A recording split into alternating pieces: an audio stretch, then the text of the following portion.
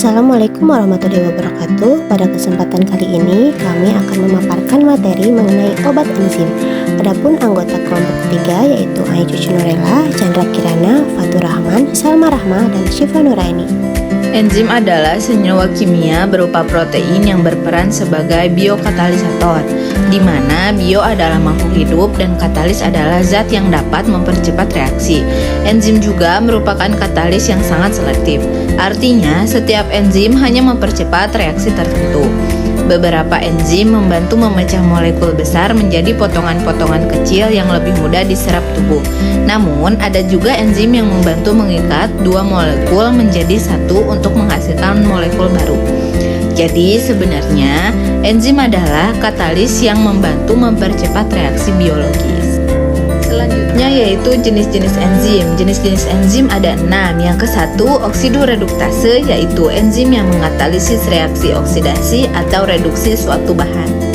Yang kedua adalah transferase, yaitu enzim yang ikut dalam pemindahan suatu gugus. Yang ketiga yaitu hidrolase, enzim yang sangat penting karena digunakan untuk mengkatalis reaksi hidrolisis suatu substrat dengan pertolongan molekul air. Yang keempat adalah penghubung, yaitu enzim yang aktif dalam pemecahan ikatan. Yang kelima, isomerase, yaitu enzim yang mengkatalisasi reaksi perubahan dengan konfigurasi molekul dengan cara pengaturan kembali atom substrat, sehingga dihasilkan molekul baru. Yang keenam, yaitu ligase, enzim yang mengkatalisis pembentukan ikatan tertentu. Cara kerja enzim mengikat satu atau lebih molekul reaktan. Molekul yang bekerja dengan enzim disebut dengan istilah substrat. Substrat berikan dengan suatu daerah pada enzim yang disebut tapak aktif. Enzim bekerja dengan cara menempel pada permukaan molekul zat-zat yang bereaksi dan dengan demikian mempercepat proses reaksi. Percepatan terjadi karena enzim menurunkan energi pengaktifan yang dengan sendirinya akan mempermudah terjadinya reaksi. Sebagian besar enzim bekerja secara khas, yang artinya setiap jenis enzim hanya dapat bekerja pada satu macam senyawa atau reaksi kimia. Hal ini disebabkan perbedaan struktur kimia tiap enzim yang bersifat tetap. Sebagai contoh, enzim amilase hanya dapat digunakan pada proses pemberontakan pati menjadi glukosa. Ada dua cara kerja enzim diantaranya. 1. Model kunci gembok, lock and key. Enzim dimisalkan sebagai gembok karena memiliki sebuah bagian kecil yang dapat berikatan dengan substrat. Bagian tersebut disebut sisi aktif. Substrat dimisalkan sebagai kunci karena dapat berikatan secara pas dengan sisi aktif enzim gembok. 2. Induksi pas, model induced fit. Pada model ini, sisi aktif enzim dapat berubah untuk sesuai dengan bentuknya substratnya. Mekanisme kerja obat pada enzim. Yang pertama, inhibitor kerja kompetitif. Inhibitor kompetitif bereaksi secara kompetitif dengan substrat enzim terhadap enzim pada sisi aktifnya. Interaksi antar obat dengan enzim mengakibatkan penghambatan aktivitas enzim tersebut, contohnya asetazolamid. Yang kedua, substrat palsu, obat anti kanker. Fluorouracil merupakan suatu contoh obat yang bereaksi dengan substrat palsu. Yang ketiga, Prodag merupakan salah satu obat yang berinteraksi enzim metabolisme dalam tubuh, kemudian diubah menjadi metabolit yang mempunyai efek farmakologi. Inhibitor asetilkolinesterase. Inhibitor asetilkolinesterase merupakan inhibitor kompetitif short acting. Asetilkolinesterase adalah enzim yang mengkatalisis degradasi asetilkolin menjadi kolin dan asetat. Obat ini digunakan untuk terapi Alzheimer atau degradasi saraf kolinergik. menyebabkan kolinesetildesperase berkurang sehingga asetilkolin menurun. Contoh obatnya neostigmin, rifastigmin, donepezil, dan galantamin. Inhibitor siklooksigenase.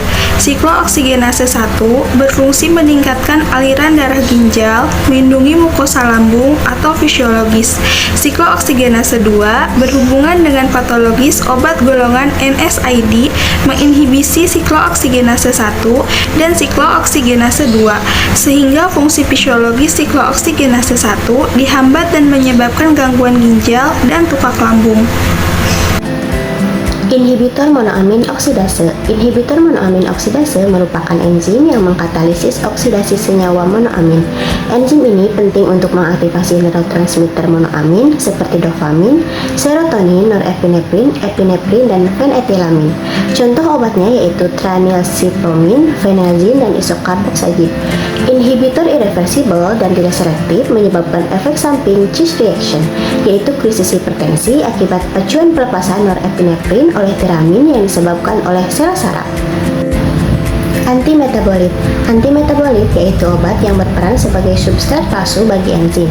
Contoh obatnya yaitu fluorouracil, bromouracil, plexuridin, dan citarabin yang digunakan sebagai anti kanker. Enzim yang digunakan sebagai agen terapi diantaranya 1. Enzim arginase bersumber dari Bacillus subtilis dan Escherichia coli sebagai antitumor. Yang kedua, glukosa oksidase bersumber dari Aspergillus, Penicillium, dan Saccharomyces sp sebagai antimikroba. Ketiga, enzim bastarisin tetase bersumber dari Bacillus licheniformis sebagai antibiotik. Yang keempat, enzim seratiopeptidase bersumber dari Serratiamer rescens sebagai anti-inflamatori. Yang kelima, enzim superoksid dismutase bersumber dari Mycobacterium sp dan Nocardia sp sebagai antioksidan. Contoh obat enzim diantaranya ada Enzyplek dan streptokinase injeksi. Enzyplek bekerja dengan cara mempercepat pemecahan dari molekul makanan menjadi komponen-komponennya seperti sukrosa yang terpecah menjadi glukosa dan fruktosa. Indikasi obat Enzyplek yaitu membantu proses pencernaan, bermanfaat mencegah dan mengatasi gangguan pada pencernaan seperti rasa kembung, rasa penuh pada lambung, dan keadaan-keadaan di mana dibutuhkan peningkatan enzim pencernaan seperti makan terlalu banyak, intoleransi terhadap makanan salah cerna, dan lain-lain, gangguan pencernaan fungsi. Kontraindikasi obat Enzyplex, hipersensitivitas terhadap salah satu komponen obat. Kontraindikasi untuk pasien yang sedang mengalami pankreatitis akut atau eksaserbasi pankreatitis kronis akut. Kontraindikasi untuk pasien yang menggunakan antikoagulan.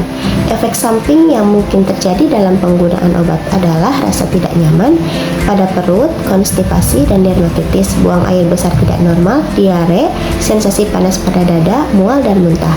Dosis dan aturan pakai yaitu 1-2 tablet per hari pada waktu makan, sesudah makan, atau sesuai anjuran petunjuk dokter.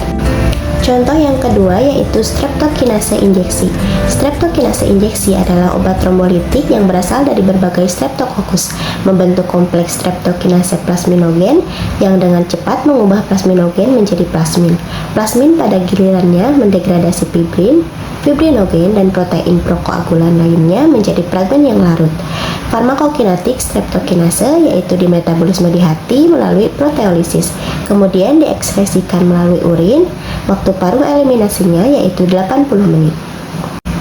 Indikasi streptokinase yaitu digunakan untuk penyakit infak miokard akut, vein thrombosis, emboli paru, trombosis arteri, ataupun vena.